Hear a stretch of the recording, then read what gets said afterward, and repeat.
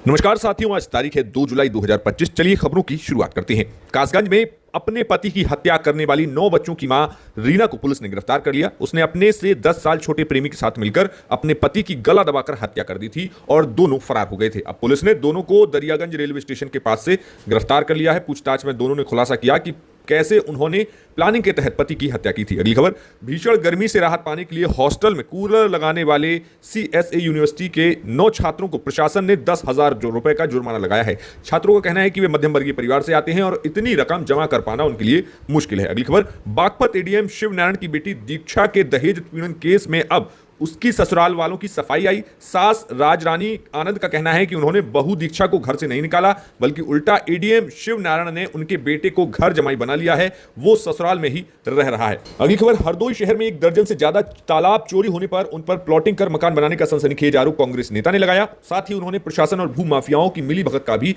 दावा किया है। अगली खबर, उत्तर प्रदेश के रामपुर की, यहां पर एक पुरुष डांसर को किन्नरों ने नशीला कोल्ड ड्रिंक पिलाकर उसका प्राइवेट पार्ट काट डाला। घटना के बाद युवक को अस्पताल में भर्ती कराया गया। पुलिस मामले की जांच कर रही है। परिवार ने पुलिस से न्याय की अब मांग की है। अगली खबर, बीजेपी नेता ब्रजभूषण शरण सिंह ने अखिलेश यादव को धार्मिक आदमी बताया। उन्होंने कहा कि वे श्री कृष्ण के वंशज हैं। ये बयान राजनीतिक गलियारों में चर्चा का विषय बना हुआ है। हाल ही में इटावा में हुई कथावाचक की पिटाई की निंदा भी की। अगली खबर, अयोध्या में हनुमान जी महाराज को अर्पित किए जाने वाले प्रसाद की बिक्री करने वाले विक्रेताओं को अब अपनी अपनी दुकान से बिकने वाले लड्डू प्रसाद की गुणवत्ता और दुकान का नाम प्रसाद के डिब्बे पर लिखना होगा। यह आदेश अयोध्या की सबसे बड़ी और सिद्ध पीठ हनुमानगढ़ी की ओर से जारी किया गया है। अगली खबर, उत्तर प्रदेश सरकार में समाज कल्याण राज्य मंत्री असीम अरुण अपने वाराणसी दौरे के दौरान भड़क गए। सोमवार को जब असीम अरुण वाराणसी दौरे पर गए तो प्रोटोकॉल के तहत उन्हें नीली बत्ती वाली गाड़ी उपलब्ध करवाई गई, जिसे देखकर योगी सरकार के मंत्री ने नाराजगी जताई। अगली खबर, दिल्ली में मानसून के पहुंचने के बाद अगले 5 दिन तेज बारिश और आंधी तूफान का अलर्ट है। पहाड़ी राज्यों पर भारी बारिश का दौर जारी है। इसके साथ ही उत्तर प्रदेश, बिहार, मध्य प्रदेश, हरियाणा समेत कई राज्यों में बारिश हो सकती है। वहीं आंध्र प्रदेश और यनम में गर्म और आर्द्र मौसम रहने की संभावना है। अगली खबर, पति की कैंसर से मौत हुई, प्रेमी के संग फरार हुई पत्नी, बेटी की शादी के रखे गहने भी उठा ले गई। बता दें कि अमित की मां ने आरोप लगाया कि बेटी के मौत के बाद बहू स्वीटी का चाल चलन बदल गया और उसका संबंध शहर के ही हर्षित राजवीर से हो गया। स्वीटी ने लॉकर में रखे करीब 1 किलो सोना और अन्य कीमती गहने चोरी कर प्रेमी को सौंप दिए। इसके बाद खुद उसके साथ भाग गई। अगली खबर, सोमवार रात हापुड़ में एक भीषण कार दुर्घटना में युवक की मौत हुई। वह अपनी प्रेमिका के जन्मदिन पर उसे विश करने गया था।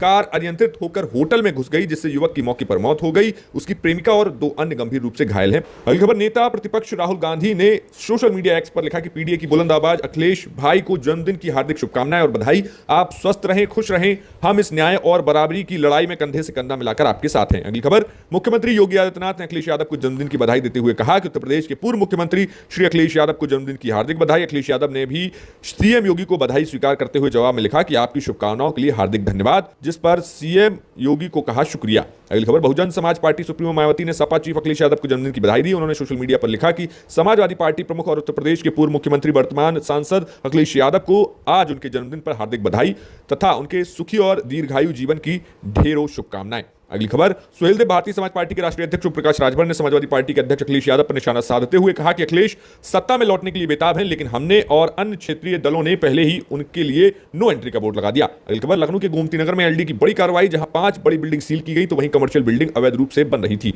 अगली खबर, गोरखपुर में योगी आदित्यनाथ के जनता दरबार में पहुंची 7वीं क्लास की छात्रा पंखुड़ी त्रिपाठी ने मदद की गुहार लगाई। पंखुड़ी ने सीएम को बताया कि उसके परिवार का आर्थिक स्थिति ठीक नहीं है, इस कारण से उसकी पढ़ाई छूटने की कगार पर पहुंच गई है। अगली खबर, सुभाषपा के मुखिया ओम प्रकाश राजभर ने मऊ उपचुनाव लड़ने का ऐलान कर दिया। 2017 में हार, फिर 2022 में जीत हासिल करने के बाद अब फिर सुभाषपा मऊ सीट से जीतने के लिए पूरी ताकत लगा रही है। इस बीच ओम प्रकाश राजभर ने छड़ी जिंदाबाद का नारा दिया। अगली खबर, ग्रेटर नोएडा से 2 कारों के स्टंट का खतरनाक वीडियो जमकर वायरल हो रहा है। वीडियो वायरल होने के बाद पुलिस ने उसका संज्ञान लेते हुए दोनों कारों के मालिकों को चालान काट कर दे दिया। अगली खबर, समाजवादी पार्टी के वरिष्ठ नेता और प्रदेश कार्यकारिणी सदस्य मनीष यादव ने अपनी पार्टी पर निशाना साधा। उन्होंने पार्टी को प्राइवेट लिमिटेड कंपनी बताते हुए कहा कि आज पार्टी में सिर्फ एक ही व्यक्ति की यानी कि अखिलेश यादव की चल रही है, जबकि राजनीतिक सर्व समाज को लेकर चलने से ही सफल होती है। अगली खबर, आगरा से लापता 12वीं के छात्र की हत्या कर दोस्त ने शव हाथरस कुएं में फेंक दिया। शव के ऊपर ईंट, पत्थर, गांजा के पौधे और झाड़ी फेंक दी। पुलिस ने परिवार वालों के आरोप और सीसीटीवी के आधार पर दोस्त को पकड़ा तो उसने जुर्म कबूल किया। पुलिस आरोपी को उसी कुएं पर ले गई।